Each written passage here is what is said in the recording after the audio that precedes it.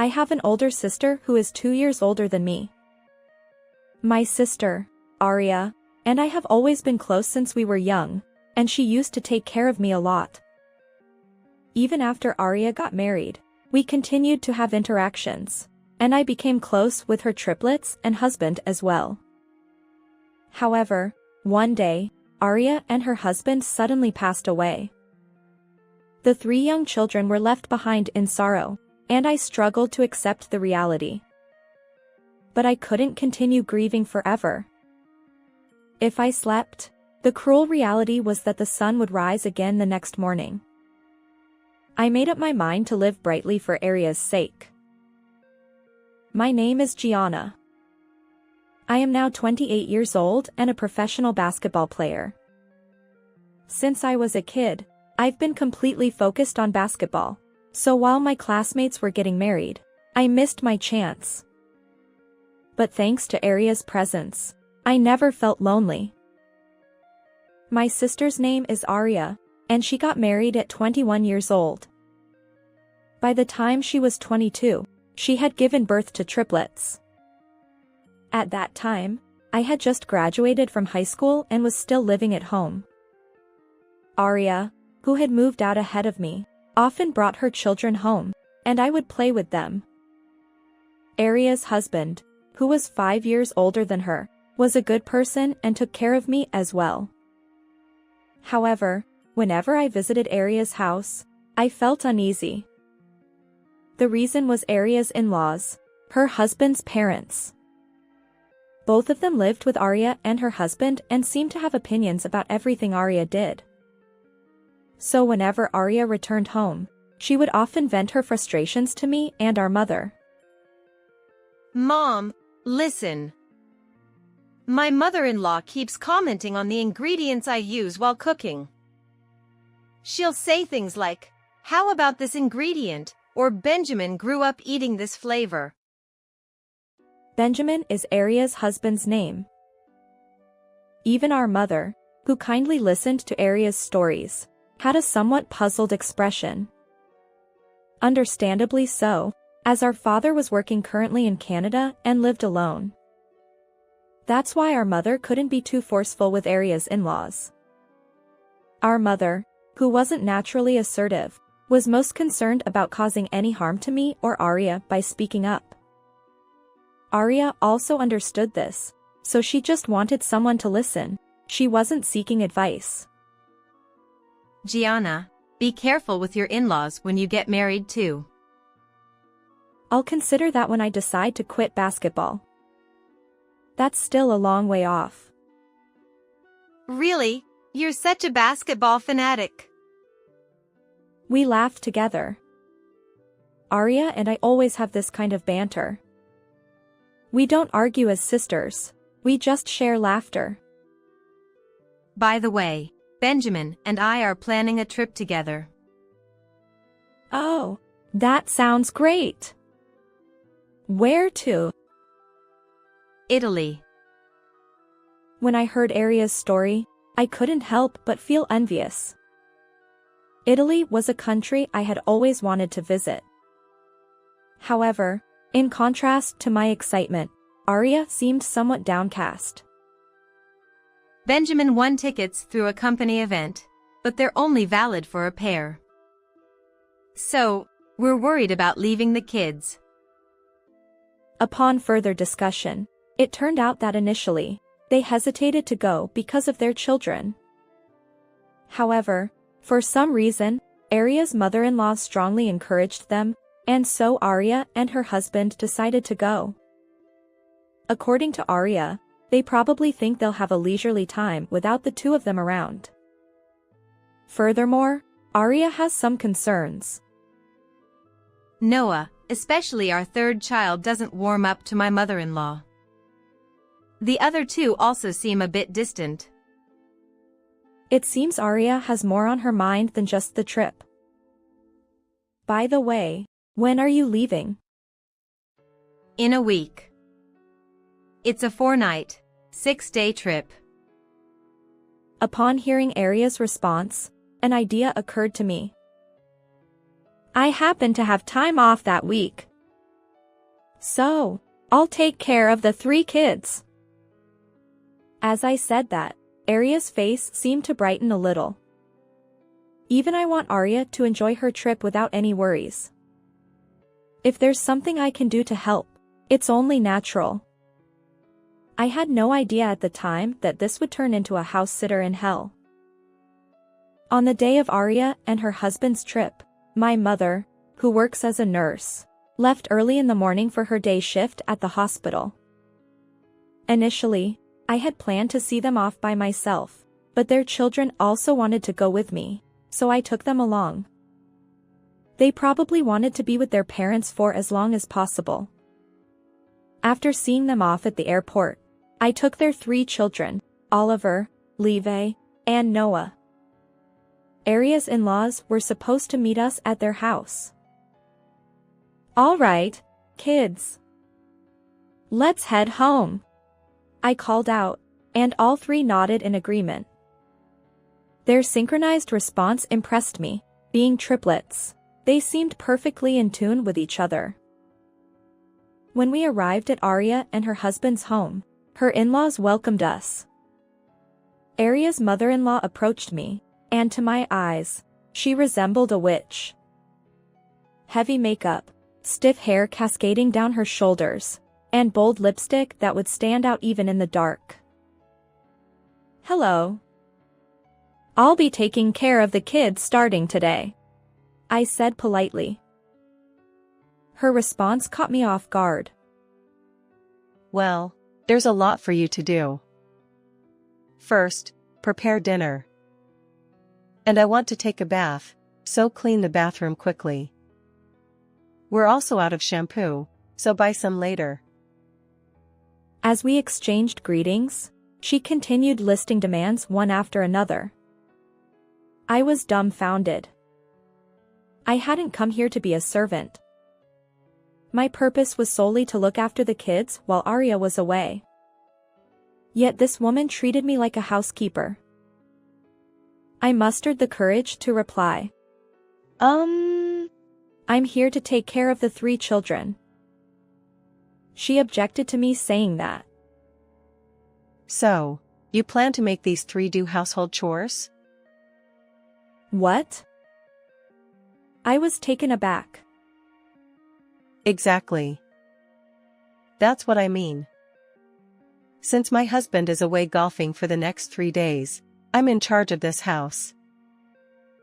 "In charge?" I muttered unconsciously, unsure if she heard me. She glanced back at me briefly as we entered the house and disappeared into the living room. Once inside, the kids headed straight for the washroom. Their synchronized run made me smile. But then her next words stunned me. "You 3 are so noisy. I can't hear the TV." She shouted. The kids froze in place. Finally, little Noah mumbled, "I'm sorry." Without thinking, I stepped in. "Excuse me, but that's no way to speak to them. They're still in 3rd grade, after all." Her icy response cut deep. "Their grades don't matter. It's about what I think." How cruel. I whispered. "You too. Arya always challenges me too." She said, her words sharp as a blade of ice. It hurt to see her direct this at the young kids. "I'll take care of these children. Please relax," I said, choosing my words carefully. If I could keep her irritation away from the kids, it was worth it. Or rather, I hoped it would be. After that, the first day flew by in the blink of an eye. There were a few moments when her dissatisfaction seemed directed at the kids, but I quickly sensed it and avoided any conflict. Perhaps my basketball defensive skills helped. Still, I wondered if Arya always received such treatment. The more time I spent with this person, the more I understood why Arya would come home and vent her frustrations. And Arya isn't the only one dealing with her. With her husband and kids to care for, plus Arya's father-in-law joining the mix, it's terrifying to think about. A while back, Arya confided in me about something like this. My father-in-law does nothing around the house and complains that the vacuum cleaner is noisy. That's terrible. So, guess what he said when I asked him to move a little?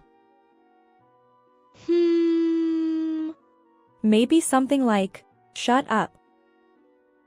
Arya shook her head vigorously. He demanded money. He's going to kill time by playing outside, so he wants some money. What's more, he threatens to show no mercy if I secretly tell Benjamin. That's awful. Given that Arya is a stay-at-home mom, she spends a lot of time with her in-laws.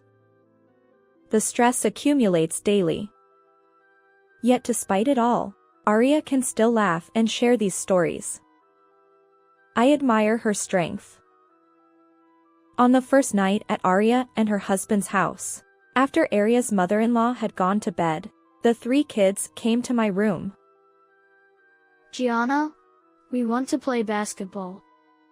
Their sudden request surprised me. What made you want to play basketball all of a sudden? They began excitedly explaining. Apparently, they watched a basketball movie, and Arya showed them videos of me playing, igniting their passion for basketball. Although they practiced with friends after school, they were struggling to improve. So, they decided to ask me when I arrived. How about trying tomorrow?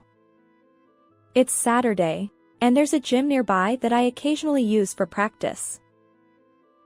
Their eyes sparkled as they replied, "Yes." I welcomed the break from being cooped up at home. And knowing that these kids were growing to love basketball because of me made me incredibly happy. The next day, even though it was only 7 a.m., the 3 kids were already getting ready. Gianna, hurry. As I got up, the 3 of them pounced on me, fully prepared to leave. Perhaps hearing their voices, Arya's mother-in-law woke up. Hold on! Why are you so noisy early in the morning? Explain what's going on, Gianna. I promised to teach these kids basketball. What's so great about a sport where you just put a ball through a hoop? You can go, but make sure you finish your household chores. With that, she disappeared back into her bedroom. I hurriedly finished laundry and breakfast preparations as I felt the pressure of keeping them waiting. The kids observed me while practicing their ball handling. When we arrived at the gym, the 3 of them were full of energy. I also rediscovered the joy of simply enjoying basketball, something I had forgotten since becoming a professional player. As a professional, my focus shifted to winning and losing, which was only natural. It was tied to income and, fundamentally, my job. Seeing these 3 kids genuinely playing basketball reminded me of something I had lost. "All right, everyone, gather up." I taught them everything from basics to advanced techniques. Occasionally, they struggled, but their sense was better than I expected, and they picked things up quickly. They were beyond a 3rd grade level. Not out of favoritism, but I sensed a natural basketball talent in these triplets. They had dribbling skills and shooting form stability that even older kids struggled with. Maybe they could aim for a professional career.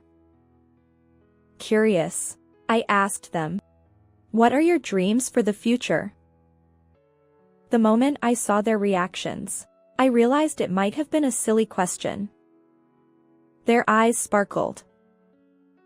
Professional basketball players.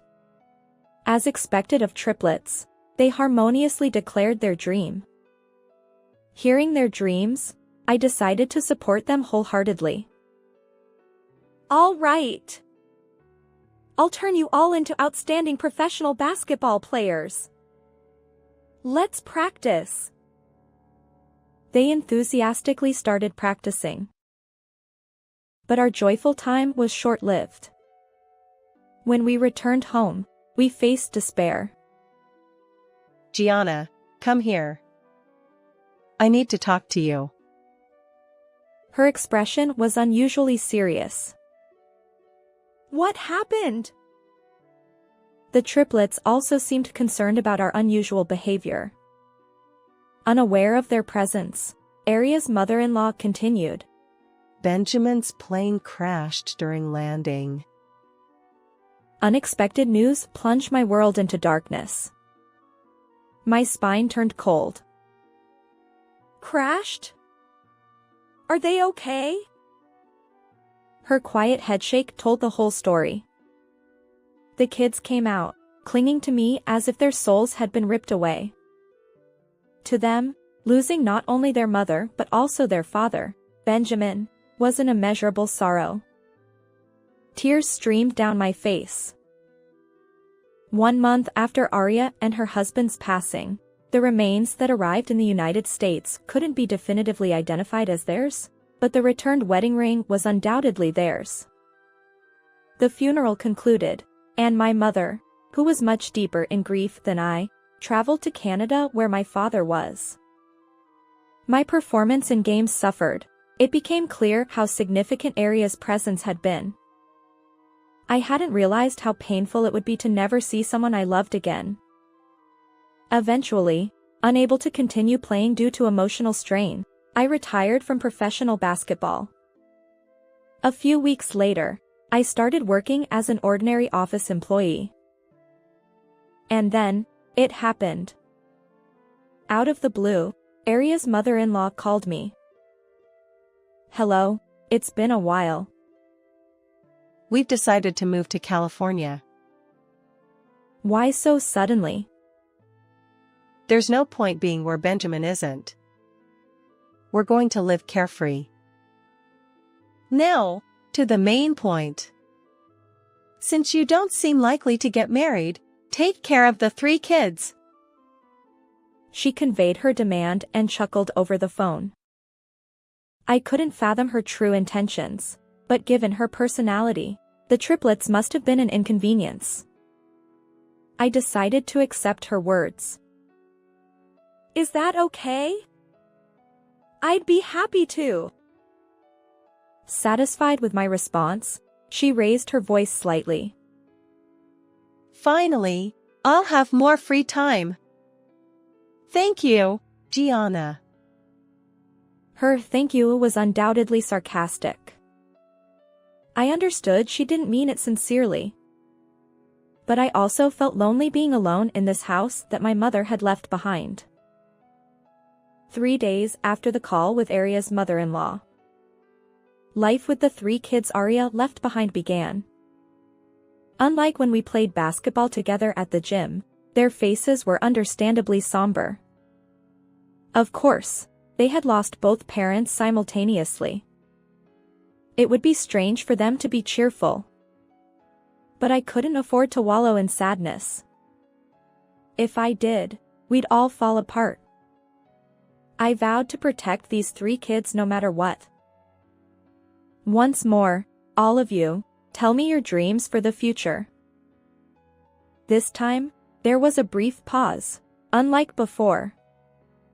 But I waited for their words without adding anything. Noah, the youngest, spoke first. Professional basketball players. Like Gianna. The other 2 followed. Yeah, me too. And I'll become a pro too. then let's seriously aim for it. I'll wholeheartedly nurture all of you. Life after that took a whirlwind turn from our previous routine. First, after work, we started running together as a group of 4. During any free moments, I encouraged them to handle the basketball, and soon enough, their video game sessions disappeared. All three of them were intensely focused on basketball. On weekends, we repeated basic drills and reviewed techniques. Gradually, they entered 7th grade. Even after advancing to high school, all three of them naturally chose to join the basketball clubs. The names of the triplets quickly echoed through the basketball world. But this wasn't the end for them. The three of them received attention for their basketball skills, but ended up going to different high schools. Each received sports scholarships from their respective schools.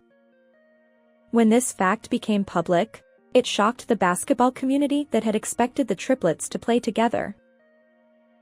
Why attend different high schools? I genuinely wondered. However, their responses made me realize it was a foolish question. Noah spoke up first. Because if we're on the same team, we won't get to compete against the strong players. I still vividly remember the impact of those words.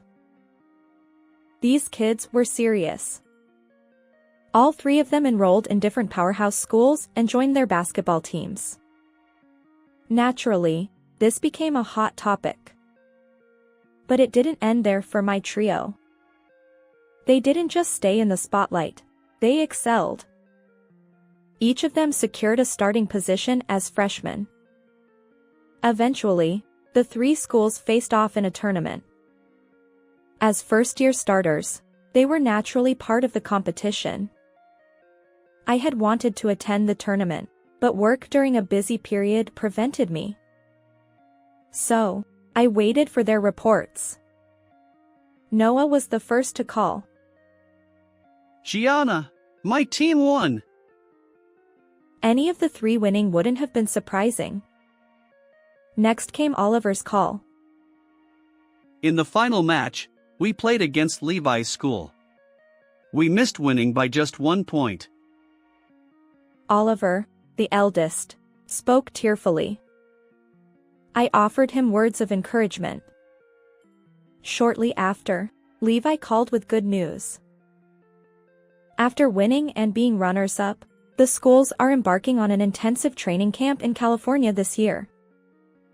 I initially wondered why California, but it quickly made sense. The practice partners are experienced basketball players from a certain circle. In other words, it's a training camp where high school students challenge adults. Indeed, practicing against stronger opponents is valuable experience. Unfortunately, Oliver couldn't participate, but he didn't dwell on it. From the day Levi and Noah went to the camp, Oliver increased his self-training intensity beyond the usual. The camp lasts for 1 week. I wonder how much stronger Levi and Noah will become during that time. Excitedly waiting, I suddenly found myself at the final day. On the evening of the last day, as I prepared dinner and waited, the doorbell rang. Have they returned? I wondered as I opened the door. To my surprise, Aria's parents-in-law, whom I hadn't seen in a long time, stood there. What on earth brings you here? I asked while opening the door. Aria's mother-in-law tearfully pleaded with me. I didn't hear about it. How can those kids be so good at basketball? What's happening? Aria's father-in-law added. Why didn't you tell us? We've been embarrassed. Both of them seemed upset. However, I couldn't understand why they suddenly brought this up. Embarrassment, what do you mean? I inquired. Aria's grandmother explained. Levi and Noah were there. At the basketball training camp, I work as a janitor in that gym. And? I asked. Don't play dumb. Those kids are apparently the best at their respective schools. She replied. I still didn't quite grasp her point. But since their conversation was something I didn't need to hear, I couldn't help but laugh. Clearly offended, she angrily confronted me. Why are you laughing? Even though people were wondering who I was, those two acted like they didn't know me. And they had the nerve to say, "Please leave the court. You're disrupting our practice." Aria's father-in-law chimed in. My poor wife! Aria's mother-in-law seemed unable to tolerate being embarrassed in public. Or perhaps she couldn't stand being treated as a stranger by the boys. While I still didn't fully understand her intentions, one thing was clear. Well, outsiders can be a nuisance. Even if they knew someone, it was unacceptable to interrupt important practice sessions. If those three become professional players, I'm sure she'd boldly step onto the court as their grandmother. In response to my words, she hesitated briefly but then retorted with a pout. After all I've done raising those kids, they treat me like a stranger the moment they succeed. Absolutely. If you have a bad mother, your child won't grow up to be a good person. Her words struck a nerve, and I immediately fired back. They never really warmed up to you, to begin with.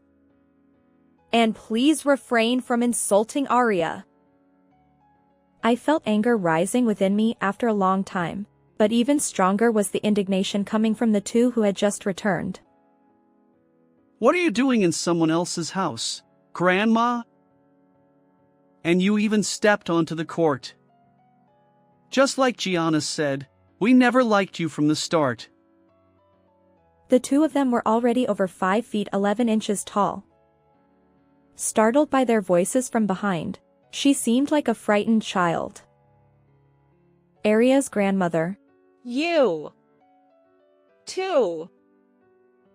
Finally, she managed to speak, and Noah continued relentlessly. You're probably upset because your abandoned grandkids are succeeding, right? Given your personality, you seem like the type to enjoy taking the upper hand. So you wanted to brag about being our grandmother, but we treated you like a stranger. Their words seemed to hit the mark.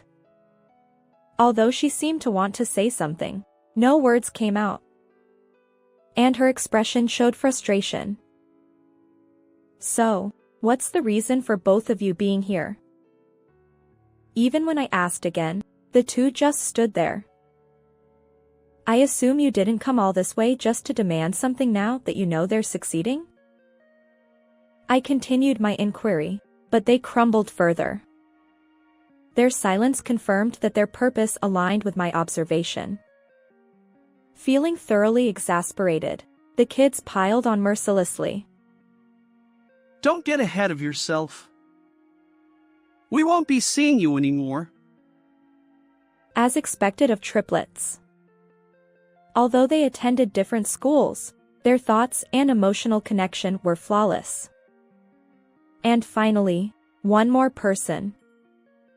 Oliver, who had just returned from school club activities, delivered the final blow. You know, we're aware that you were talking to this old man with annoyance about us, who lost our mother and had nowhere to go. Well, I was in a state of confusion at that time. The two quickly offered excuses. However, the three responded in unison, leaving no room for doubt. Then keep being confused forever. Don't ever get involved with us and Gianna again. Their seamless coordination left Aria's parents-in-law stunned, and they hastily left the scene. Watching their retreating figures, the triplets laughed and said, "Pathetic." Their words made me laugh too. Since then, those two have completely disappeared from our lives. Time passed, and the triplets' high school days came to an end. Unfortunately, none of them secured victory in the final tournament of their third year. However, their post-high school paths were already guaranteed. Naturally, they were all headed toward becoming professional basketball players. And this time, all three would play on the same team. Their story became a hot topic, and there wasn't anyone in the pro basketball world who didn't know the triplets. Having witnessed their growth from the sidelines, I felt that their teamwork was unparalleled. It wasn't about logic. It was an invisible bond unique to triplets that seemed to guide them in the same direction. As their aunt and surrogate parent, it was heartwarming to watch their success. Although my life as a basketball player had crumbled, I now aim to support these three forever. How did you like this story? Don't forget to subscribe to the channel. Until next time in the next video.